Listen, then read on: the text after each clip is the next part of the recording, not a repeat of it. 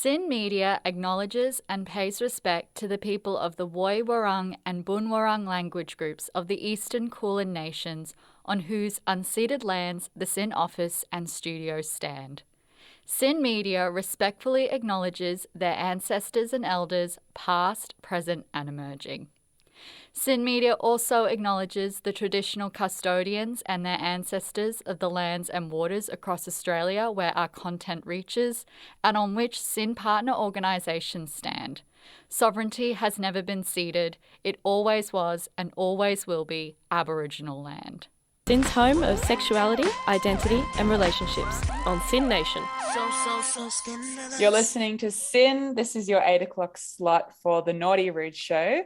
You're joined by presenters Zack and Indi. How you going? Hi everyone, I am doing so good tonight. So looking forward to this. How about yourself? I'm really excited, Zack. This is the first episode of the Naughty Rude Show for 2022. We've had a bit of a slow start, but tonight we're going to come out with a bang. We've got heaps of stuff we want to talk to you guys about. We're going to introduce ourselves. We're going to talk about future topics that we're going to talk about. We're going to have a Q&A. Zack, what are you most excited to talk about tonight? I think I'm most looking forward to just A, getting back into it, but B, hearing a bit of that Q&A, you know? This show is all about giving advice, all about answering questions, all about asking questions, so I'm looking forward to having a few questions asked of myself, you know? And I mean, if listeners want to ask us questions, how can they hit us up? Well, we've got so many ways for you guys to get in contact with us. So any Sin listeners out there, no matter what question you have, we're going to answer all your questions on sex, love, dating, relationships, and sex education. So the way to contact us is Instagram, Twitter, or Facebook. Our handle is Naughty Rude Sin. That's NAUGHTYRUDESYN.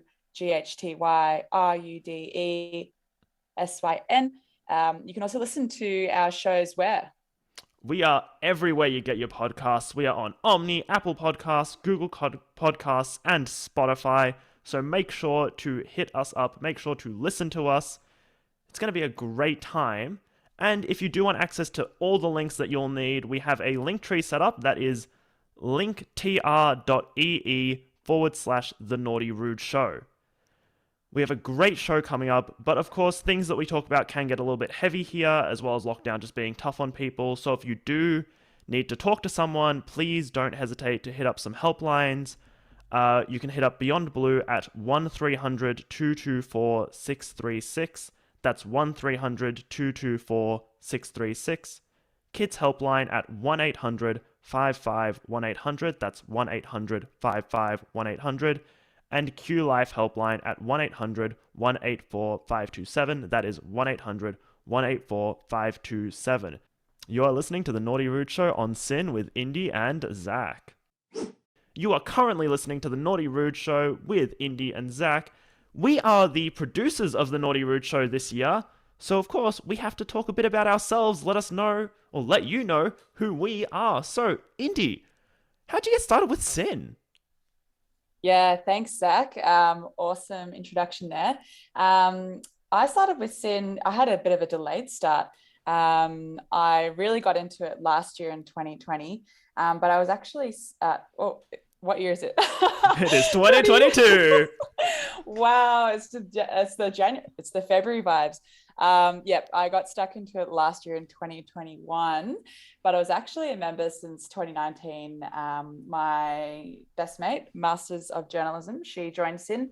We had big plans to do a show together, but that didn't happen. But now, fast forward, last year I made my own show called Women's Business. I don't know if there's any fans out there of the Women's Business show, but I made a show all about women's health, because that's an area of interest. I have I study medicine, and obstetrics and gynecology is something that I have found a passion for. So yeah, last year I made a show talking all about things from what happens if you have 2 uteruses to contraception, to family violence, pretty heavy topics, but also pretty important topics. And here we are now as the executive co-producer of The Naughty Rude Show. So Zack, I'm really keen to be joining along with you, I think we'll have two powerful forces that bring together different content for the show. So yeah, Zach, how did you get started with the Naughty Rude Show and with Sin? Oh, with Sin, I am an old soul. I technically started with Sin way back in 2015 when I did Schools on Air, and then I did The Awkward Stage, and then I did Amplify, and then I did Player One, and then I took a break for a few years, and then I came back last year swinging with Player One again. Speaking of which, you should totally listen to Player One every Mondays, 8 till 11, so tomorrow. But I am now here with The Naughty Rude Show, a show I used to listen to actually, so when I saw that it was looking for people, I was like, you know what? I'm going to put my hand straight up for that one. Can't wait to work with you on this show. Can't wait to make something great out of it. Like you said, two powerful forces. We are going to create the hottest show on the airwaves. Speaking of, this is the Naughty Rude Show. We like a little hot goss here. So, Indy, what's your relationship status like? Yeah, straight into the personal questions. I've got one wedding that I'm going to fire back at you. Oh. I am currently in a relationship. And it's been going for about a year and a half. How about you, Zach? I am currently single, have not been in many relationships myself. It's been a not the most conducive time for dating the past few years, what with all the, well, everything. So not in a relationship at the moment, but very happy to help people out and give them some advice for their relationships. That is definitely something we can get stuck into and talk about, dating during COVID, because obviously that's brought a huge array of stories. I know that the listeners probably have their own stories. So again, if you guys want to submit any questions or any experiences from dating during the pandemic, just hit us up at Naughty Rude Sin on Facebook, Twitter, or Instagram, or the Linktree, which is linktr.ee/thenaughtyrudeshow. We'd love to listen to your questions. Now, Zach, I did have another personal question for you. You said before you were an avid listener of the Naughty Rude Show before becoming a co-EP. What kind of advice did you remember when you're listening to it as a young lad? Ooh, this was a while ago. This was back in 2016 or 17. So for context, I didn't get the best sex education in school. So I'd say the Naughty Rude Show was my first exposure to the idea of like sex positivity and sex as a thing that people actually enjoy doing. And it's not just, don't do it because you will get pregnant and die. Yeah. So yeah, the first bit of advice I would say is that you can have sex and not get pregnant and die, which is an important bit of advice, I think. But I do distinctly remember a lot of them talking about, different types of contraception that you can use, or, what lube is. I didn't even know what it is. I was like 17 years old. That's not great. That's not great.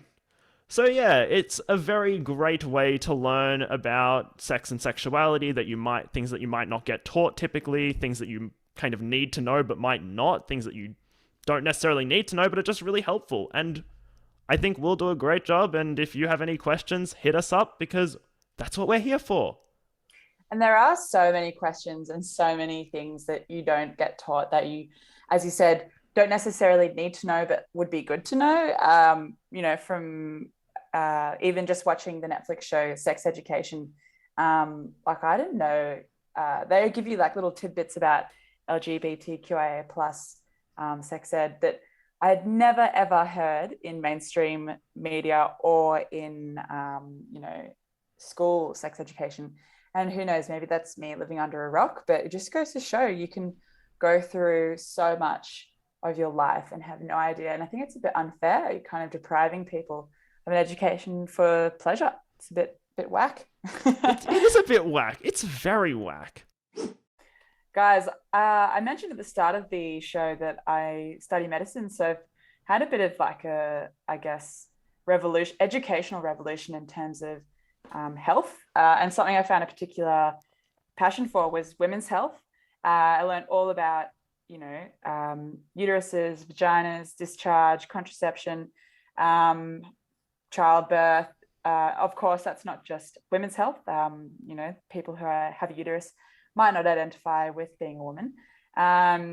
But the first Q&A that I saw come through on our Instagram page, just to remind you guys, that's at Naughty Rude Sin. I have female body parts. What kinds of contraception are available for me, and how effective are they?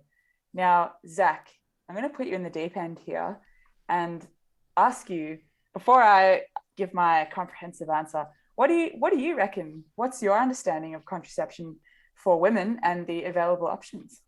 Well, as I mentioned recently, just when we were doing our little self-introductions, which if you missed, make sure you check them out on the podcast, which will be coming out shortly.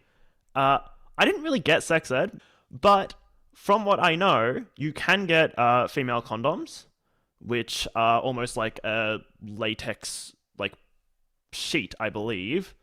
There's the pill. There are IUDs, I believe, which are a little bit more sort of not permanent, but it's not just a thing that you use once and then it's done. Um, there's You're doing probably so others. well here, Zach. I'm There's impressed probably already. others. There's probably others, but you know what? They're not my field of expertise, but they are yours. So, care to share? Wow, thanks. I've never been called an expert before. We're okay. Legally, I don't think we can call ourselves experts here, but we try very hard. Yeah, we're trying very hard. I'm going to read out to you from a diagram from a very reputable source, which I haven't found yet. Okay, let's go the whole spectrum from the least effective to the most effective contraception. So you did a great job, Zach. You mentioned the condoms, the female condoms, the pill, and the IUDs. You actually mentioned those in order of effectiveness, which is pretty cool. Yeah, just to expand out the spectrum, we have the least effective down the bottom, the pulling out method, to the most effective method, tubal surgery, which is when you get your tubes tied. And in between that, so let's start again down the bottom. From least to most effective, excuse me, it goes pulling out, fertility awareness, so knowing when you're ovulating, the female diaphragm, a internal condom, which I hadn't heard before, a condom external, which is what we're used to looking at, the pill, just the progesterone. Next up, the combined oral contraceptive pill, which is progesterone and estrogen, the vaginal ring, which is also hormone releasing. There's a contraceptive injection, which it's hormones injected into you. It's injected into the muscles of your glutes, so your bum, and it lasts for 3 months. Moving on to more effective, the contraceptive implant, also known as the implant, which is put into your arm. It's like a little implant for 3 years. As we go higher, we've got the IUDs. Zach, I was really impressed that you mentioned those.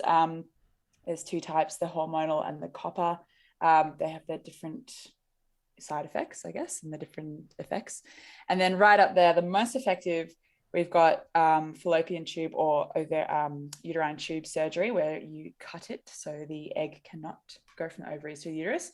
And then actually at the same effectiveness of that is the vasectomy.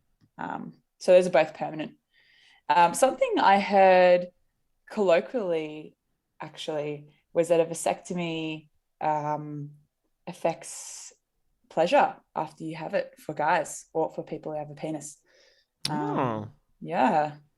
So maybe I shouldn't say that on air, because we want to obviously encourage more contraceptive methods that people who have penises can do.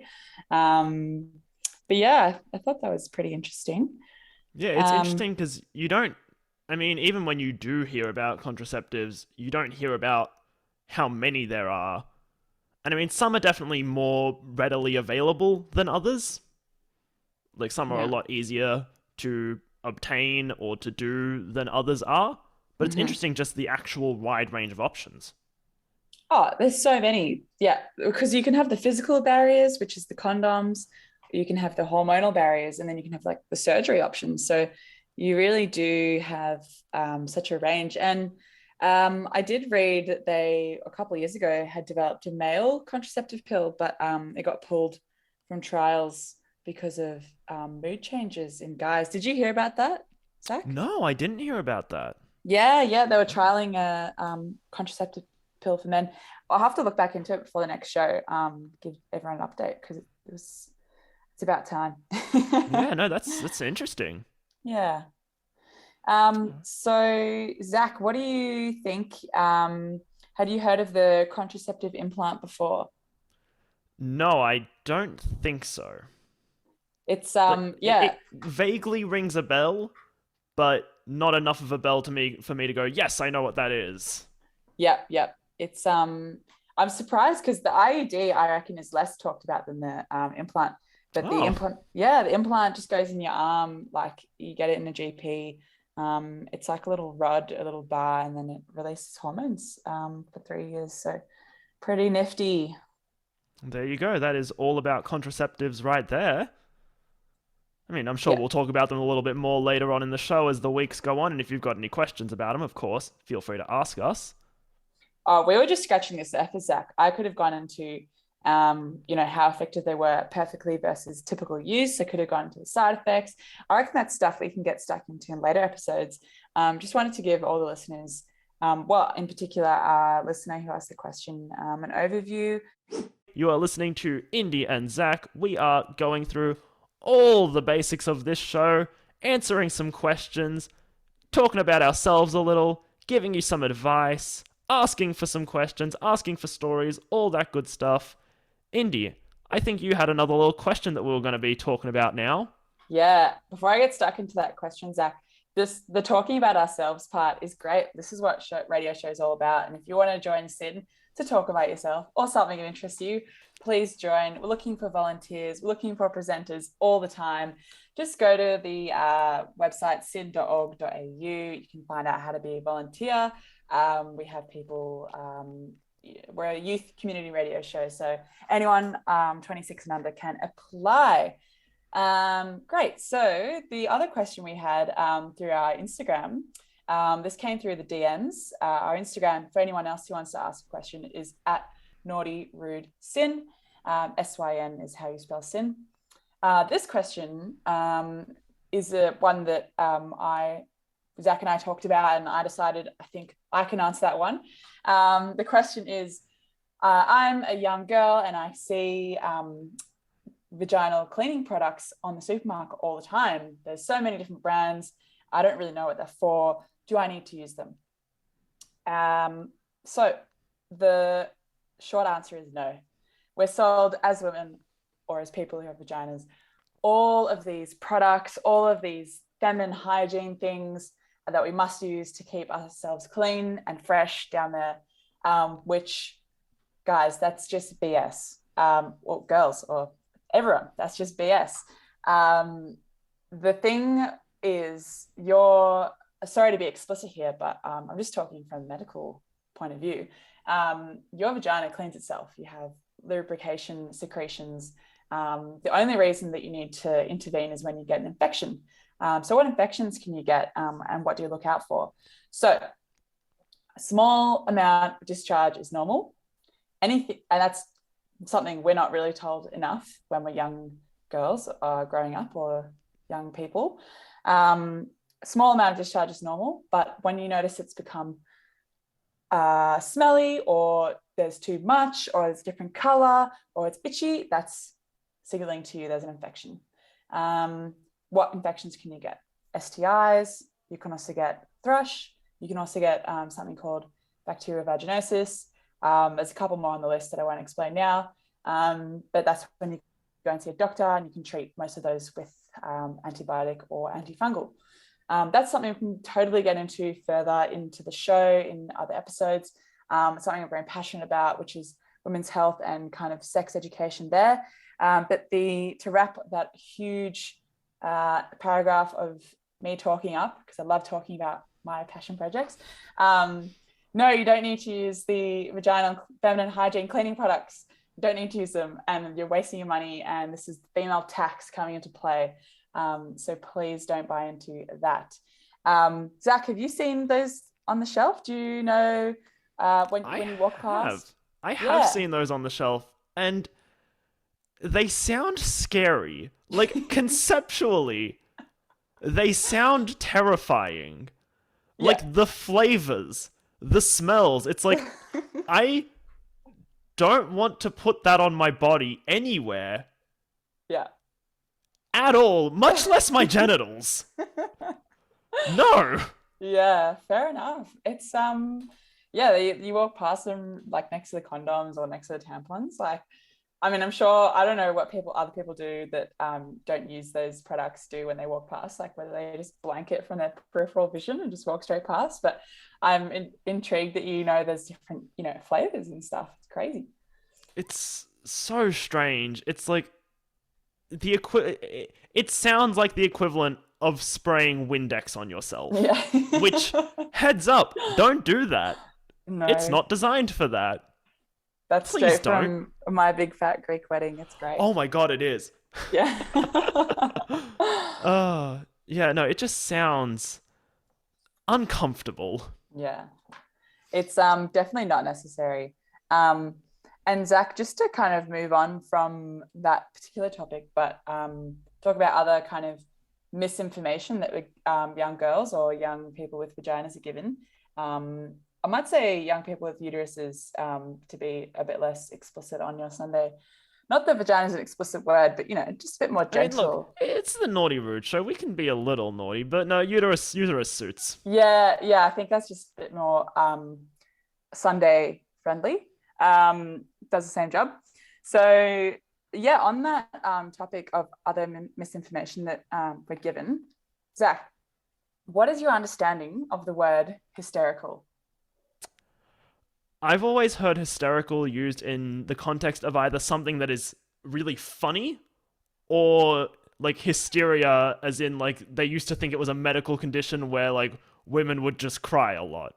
Yeah, you are on the money there. So yeah, hysteria was like a old medical term used to describe women for being overreacting, and they blamed it on having a womb, a uterus. And actually, when you have your uterus removed, it's called a hysterectomy. So it's the same word derivation, hysteria, hysterectomy.